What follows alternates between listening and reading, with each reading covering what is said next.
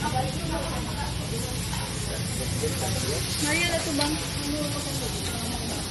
Hi guys! Happy Sunday everyone! So for today's Sunday vlog, ay maaga pa akong gumaya kasi dadaan pa ako sa Banica bago ako pupunta ng church.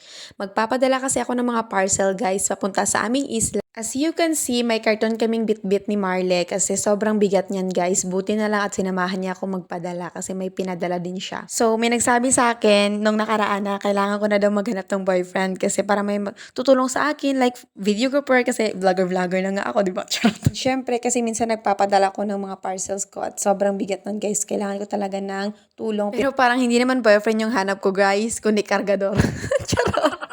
Pagkatapos namin magpadala ni Marle ay bumalik kami sa boarding house nila kasi gagayak pa sila dahil kailangang maaga kami sa church para may mga seats pa. Pero bago yon ay dumaan muna kami sa Palawan para mag-claim ng padala. So andito na kami ngayon sa church and first time ko makasama sina Mariel at Marle na mag-church. So, pagkapasok namin sa simbahan ay nagsindi muna kami ng kandila. Tapos na yung misa at syempre pumunta muna ako sa aking mga friends, yung mga church buddies ko. Sabi ko sa kanila, nag-claim ako ng money sa Palawan kaya ayan tuloy, winidruhan ako ng pamamasahin. Shout out Charm, yung kapatid ni Crisel. So, pagkatapos ng konting chika with friends ay lumabas na kami ni Mariel at Marle sa simbahan at nandito na yung mga pinsan kong lalaki. Kasi guys, nag-withdraw kami ng money is because kakain kami ng Sangyupsal. So, thank you so much sa aming sponsor, ang aming pinsan. Thank you so much, Gidbras Boy, Michael Tambal, for the treat ng late birthday celebration niya na daw to sa amin. Thank you so much, Ged. And we are on the way to Katara kasi doon kami magsasangyupsal. Nasa harap lang yun ng Gaisano Market. And naglakad na lang kami kasi malapit lang naman at sayang pa yung pamasahe guys.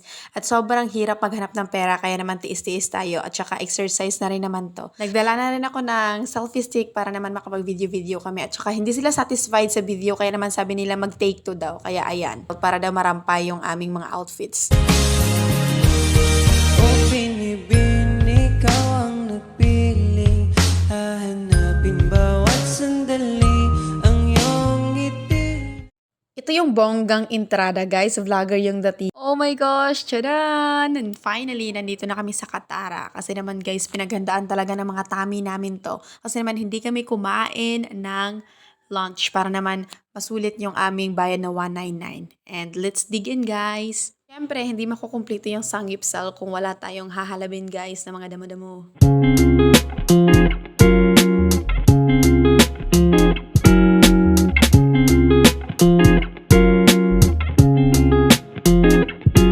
Super busog na talaga ako sa mga oras na yan guys. Kaya naman tumindog-tindog muna ako dyan at kumain-kain. Kasi naman guys para mas dasok yung pagkain sa ating tiyan guys. Yun kasi yung guys yung tricks para naman sulit yung binayad nyo sa sangyupsal or sa lahat ng mga kainan na unlimited.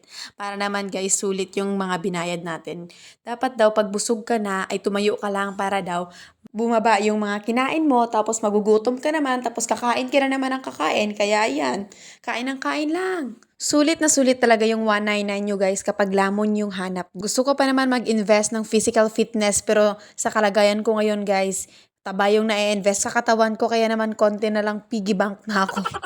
Hinihimas-himas ko na yung chan ko dyan guys kasi naman guys, din zipper down ko na talaga yan kasi sobrang hindi na ako makahinga sa sobrang busog ko. Tignan nyo naman guys yung tummy ko oh, parang buntis ako guys ng 2 months. Charot. Kaya naman kung high blood kayo, mag-ampalaya na lang kayo. Charot. Buti na lang sa akin zipper down, yung isang kasama ko dyan kumagat ng bawang. So that's all for today's vlog guys. Thank you so much for watching.